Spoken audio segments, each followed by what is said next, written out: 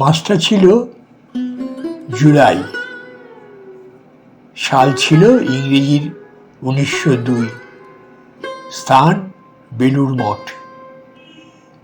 স্বামী বিবেকানন্দ তখন মাত্র 39, কিন্তু শরীর ক্লান্ত, চোখ গভীর, কণ্ঠে অদ্ভুত এক স্থিরতা।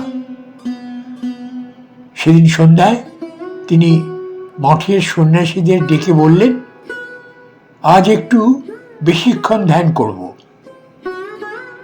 তিনি নিজের কুটিরে ঢুকলেন, দরজা বন্ধ করলেন না। কেউ জানত না এই ধ্যানই তার শেষ ধ্যান। এর কিছুদিন আগে এক শিষ্য তাকে জিজ্ঞেস করেছিলেন, মহারাজ, আপনি তো বলতেন আরো 20 বছর কাজ করবেন। বিবেকানন্দ হালকা হেসে উত্তর দিয়েছিলেন, না, আমার কাজ শেষ, আমি আর ফিরে আসব না। শিষ্যরা ভেবেছিল এ কথা ক্লান্ত শরীরের হতাশা, কিন্তু বিবেকানন্দের চোখে তখন কোনো হতাশা ছিল না, ছিল একটি কাজ শেষ হওয়ার শান্তি। সেদিন তিনি গীতা ও উপনিষদের ব্যাখ্যা করলেন, রান্নাঘরে গিয়ে নিজে খাবার পরিবেশন করলেন, ছোট সন্ন্যাসীদের সঙ্গে হাসলেন, এক ভক্তকে বললেন, আজ খুব ভালো লাগছে। রাতে ধ্যানে বসলেন।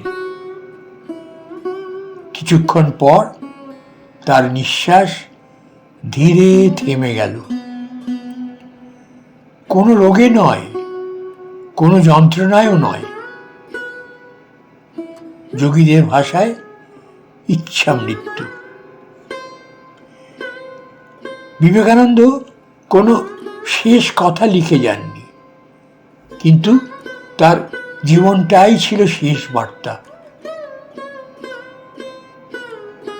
যে সত্যকে ভাষায় এনেছি তার বাইরে আর কিছু বলার নেই।